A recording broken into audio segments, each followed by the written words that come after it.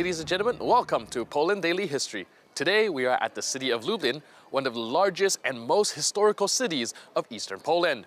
We will be speaking to Mr. Hubert Mącik, Chief Heritage Protection Officer, about some of the most beautiful buildings of Lublin and the history behind them. The most important religious building any medieval town is lucky enough to have would be the cathedral. And as I know, there's also a cathedral here in Lublin. And I was wondering what are the history behind the building of the cathedral, what purpose did it serve, and just generally the story revolving around Lublin's cathedral.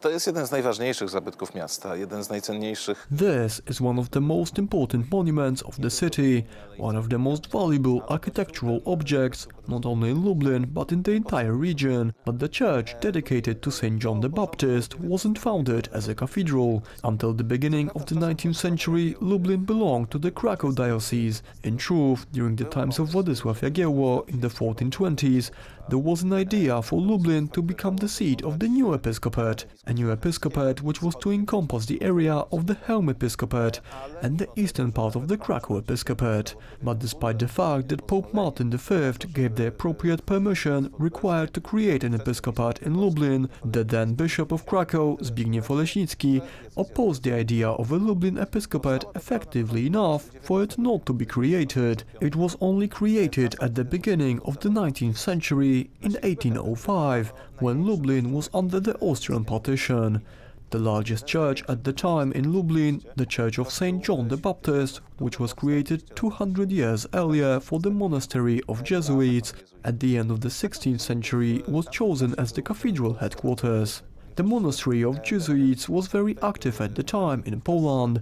In many areas of the Republic, the Protestant faith gained the most supporters, particularly among the nobility. One such area was the Lublin Voivodeship.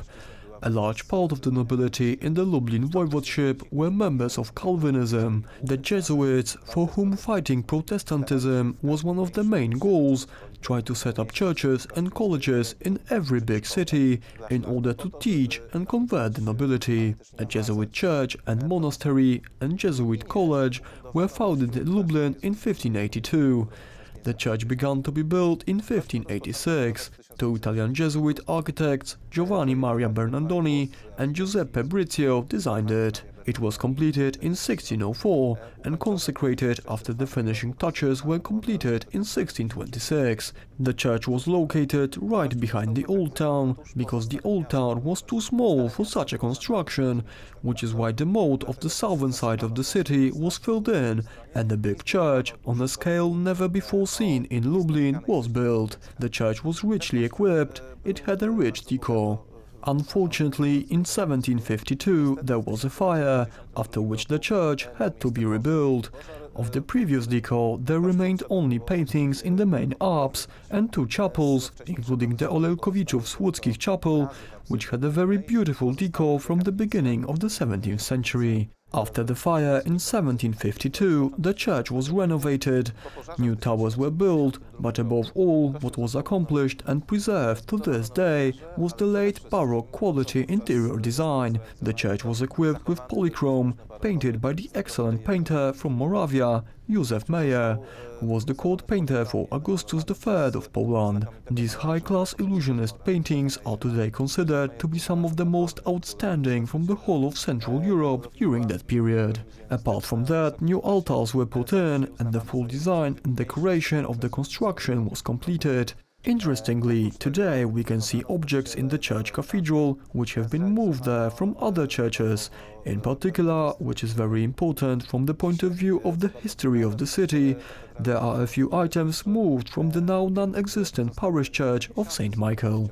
After its dissolution in the 1770s, the Jesuit church ceased performing the function of a monastery and the Jesuits college. Świętego Michała. Kościół jezuitów przestał pełnić funkcję kościoła klasztornego i kolegium jezuitów po kasacie zakonu w latach 70. For a short time it served as the headquarters of the Trinitarian order, and finally in 1805 it became the cathedral of the Lublin diocese. At first, Lublin bishops resided in the city of Krasnystaw, because this church, transformed into a grain warehouse for a certain period of time, required renovation. Only after its renovation in the 1830s was the Lublin bishop's headquarters moved to the church cathedral. In 1992, the church was raised to the status of an archcathedral by the Pope, and since that time, the Lublin bishops are archbishops. Today, after numerous maintenance work carried out after the war, despite the fact that the church had not suffered major damage during the Second World War, it is one of the best preserved and most valuable monuments of the city. Jest to jeden z najlepiej zachowanych i najcenniejszych zabytków miasta. Lublin, like all Polish cities during the Second World War, was far from untouched by the ravages of Hitler and Stalin. However, the city was spared the level of destruction seen in cities such as Warsaw, Gdansk and Wrocław. Next up, we will ask Mr. Mącik about the damage Lublin's St. John the Baptist Cathedral suffered during the war. So, as we know, many of the historical buildings were tarnished during World War II. The German made it a point to destroy some of the buildings here, not just here in Lublin, but all of Poland. I was wondering how the cathedral fared during that time. Szczęśliwie Lublin nie był zbyt mocno zniszczony podczas II wojny światowej. Fortunately, Lublin wasn't damaged too much during the Second World War. Unfortunately, the former Jewish district at Podzamcze was completely taken apart, purposely, but when it comes to the remaining parts of the city, including the old town and churches in Lublin, they had only slight damages. During the bombing in September 1939, the quarters of one building by Jesuits Street was damaged, but bombs did unfortunately also hit the cathedral. One of the bombs hit the cathedral portico, one hit the so-called acoustic chapel, destroying the canopy. Akustyczną, której sklepienie zostało zniszczone. Ponadto w pożarze spłonął dach całego budynku. The entire roof was also burned in fire. The portico was reconstructed after the war, but not in the same way it had looked before the war. An opportunity was seized to reconstruct it in the way it had looked previously, according to a design by Antonio Corazzi, a prominent Italian architect who worked in Poland during the 1820s and 1830s, mainly in Warsaw, but also in Lublin. The portico was converted to have 6 columns.